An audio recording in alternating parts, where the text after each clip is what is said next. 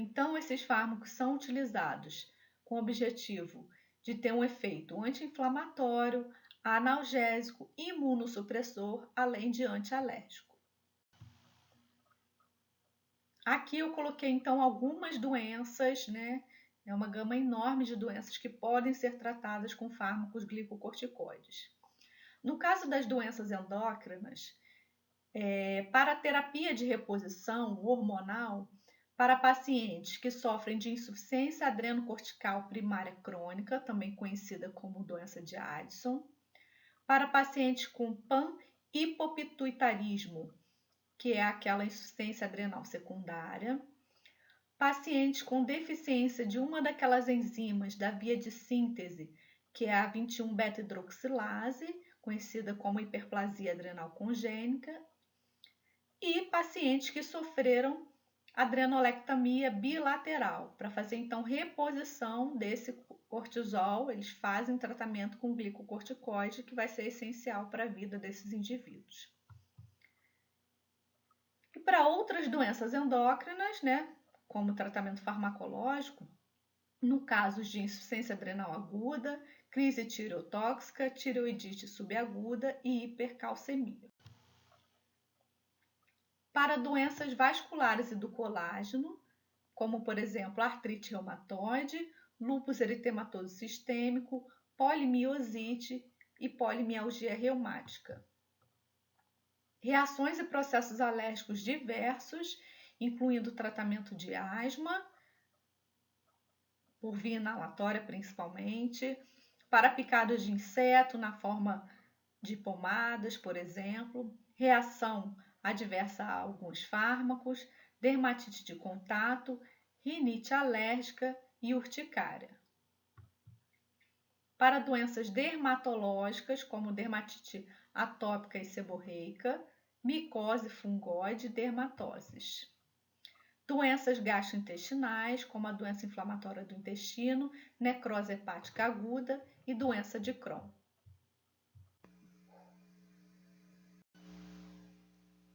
Podem ser usados também em doenças oftalmológicas, como, por exemplo, veite aguda, conjuntivite alérgica, neurite óptica e retrobulbar.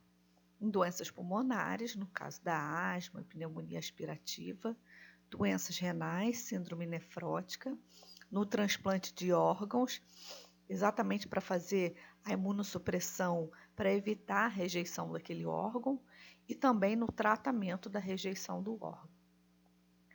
E doenças hematológicas como anemias hemolíticas, púrpuras, leucemia e mieloma múltiplo. Além disso, doenças neurológicas como, por exemplo, lesão de medula espinhal, esclerose múltipla e edema cerebral, processos inflamatórios osteoarticulares como tendinite, bursite, lembrando que nesses processos inicialmente deve-se escolher tratamento com AINES e caso não seja solucionado, aí pode associar ou trocar pelos glicocorticoides. E doenças oncológicas como linfomas, leucemia linfocítica aguda e câncer de mama. Em relação aos efeitos adversos desses glicocorticoides, a gente viu então esse efeito diabetogênico, uma vez que a gente vai ter um aumento da glicemia plasmática com o uso desses fármacos e, caso isso aconteça, esse efeito é reversível, pois não há nenhum tipo de lesão nas células beta-pancreáticas produtoras de insulina. No metabolismo lipídico, a gente viu que ocorre um aumento da gordura na região central, com obesidade centrípeta, em detrimento de redução de gordura nas extremidades. No metabolismo proteico, como ocorre a degradação de musculatura esquelética, essa musculatura tende a atrofiar e, além disso, muita fraqueza muscular. Podem aparecer estrias violáceas e flacidez em função da degradação de proteína da pele. No metabolismo mineral, a retenção hidrossalina, hipocalemia e hipocalcemia. Podem aparecer distúrbios hormonais, já que é a mesma via de síntese desses hormônios sexuais com o cortisol endógeno, como alterações menstruais, hirsutismo, que é o crescimento de pelos, hipogonadismo, distúrbio do crescimento e nanismo, caso utilizado em crianças por muito tempo em altas dosagens, e hipotireoidismo. Em relação à parte cardiovascular, o paciente pode desenvolver um quadro de hipertensão associado a um efeito trombogênico em função do aumento da viscosidade sanguínea. No sistema nervoso central, então, aquele efeito bem variável, podendo levar a euforia, insônia, agitação, psicose, ansiedade, além de depressão. No sangue, temos na série branca neutrofilia com perda da função, linfomono e eosinopenia, e na série vermelha, um aumento das plaquetas e das hemácias e aumento da agregação plaquetária. No trato gastrointestinal, a presença de gastrite que pode evoluir para úlcera. Essas úlceras são chamadas de silenciosas, pois o paciente acaba às vezes nem sentindo a dor em função da ação analgésica desses fármacos e podendo até levar à perfuração. No olho, catarata subcapsular posterior, além de glaucoma. Então, a gente pode observar a presença da síndrome de Cushing com uso prolongado e doses elevadas desses fármacos. Ela é mais frequente em mulheres e se caracteriza pela presença de distúrbios emocionais, essa gordura acumulada de forma centrípeta, caracterizando a face em lua cheia, a cóncava de búfala, a obesidade aqui abdominal, além de aumento da gordura supraclavicular. A paciente pode desenvolver, então, osteoporose, hipertrofia cardíaca, a hiperplasia da adrenal, a pele vai ficando bem fina, o que favorece o aparecimento das estrias, além de equimoses, que são essas partes roxas da pele, fraqueza muscular e amenorreia. Então, normalmente, a gente tem aquele pico de liberação de cortisol endógeno em torno de 8 horas da manhã, que obedece o ciclo circadiano, e ao longo do dia esse pico vai reduzindo até chegar a seus baixos níveis durante o período noturno. Então, essa liberação é em torno de 30 mg por dia e é regulado pelo eixo hipotálamo-hipófise adrenal. Quando a gente tem essa administração exógena do cortisol, através dos fármacos glicocorticoides, nós vamos ter um aumento do feedback negativo sobre esse eixo e, consequentemente, uma interrupção da produção endógena, dessa produção diária, podendo levar a uma deficiência de cortisol após uma interrupção abrupta da administração, porque ocorre uma atrofia dessa glândula e, consequentemente, ela para de produzir esse cortisol endógeno. Então, aqui está demonstrado esse pico de cortisol endógeno que ocorre em torno de 8 horas da manhã e vai caindo ao longo do dia. E existem estratégias para que a gente possa minimizar esse risco de atrofia da adrenal.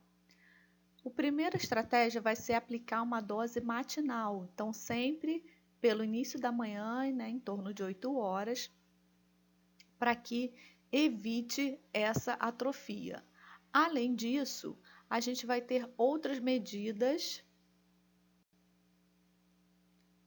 Essas outras medidas incluem sempre usar a menor dose possível, utilizar o menor tempo de tratamento possível, evitar o fracionamento da dose, mantendo essa dose única matinal. É lógico que em algumas situações isso não é possível.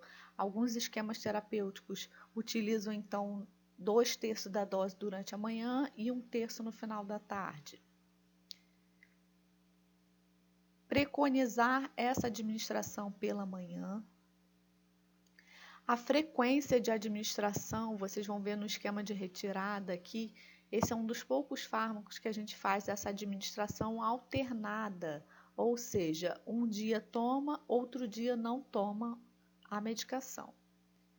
e preconizar também os fármacos com ação mais curta, depois intermediária e evitar esses fármacos de ação longa, caso não seja tão necessário. Aqui tem um esquema, então, de tratamento com prednisona e o risco de causar supressão da adrenal. Nós observamos que, em uma semana de tratamento, se essa dose for acima de 30 mg por dia, nós já vamos ter esse risco de causar uma supressão da adrenal. E, obviamente, à medida que a gente vai aumentando esse tempo de tratamento e com o aumento da dosagem, a gente já tem um risco significativo, né, e quase certo de causar essa supressão da adrenal. Caso ainda exista dúvida se a adrenal está atrofiada, é necessário fazer um teste laboratorial, que é o teste do ACTH, onde esse hormônio adrenocorticotrópico é injetado por via intramuscular na dose de 0,25 mg. E 30 minutos depois é dosado o cortisol no sangue. Se essa adrenal estiver funcionando, esse cortisol deve estar com nível acima de 20 microgramas por decilitro no sangue. Em alguns laboratórios faz a medida antes e depois da aplicação do ACTH. E aí, esse valor deve ter aumentado em pelo menos 6 microgramas por decilitro.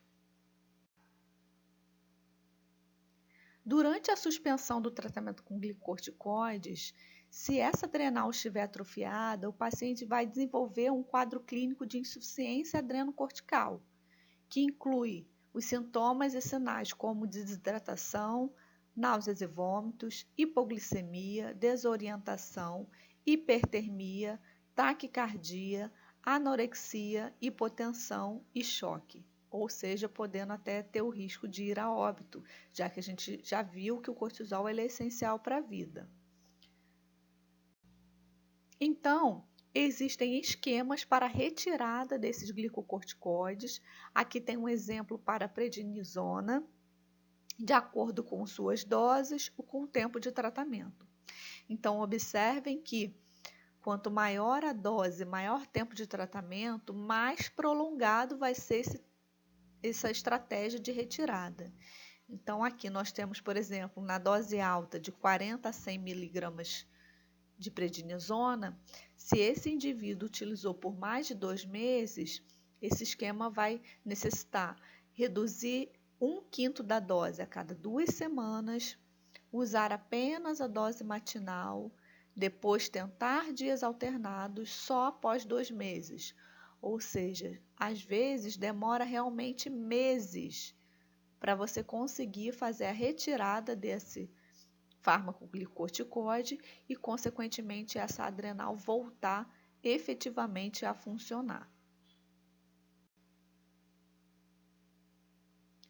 Em relação às contraindicações dos glicocorticoides, estão incluídas os pacientes com úlcera péptica, em função daquele aumento da secreção de ácido clorídrico, porque nós temos uma inibição da formação de prostaglandinas, pacientes cardiopatas com insuficiência cardíaca congestiva e hipertensão, algumas infecções por causa do problema da imunossupressão, pacientes diabéticos, portadores de psicoses, osteoporose e glaucoma.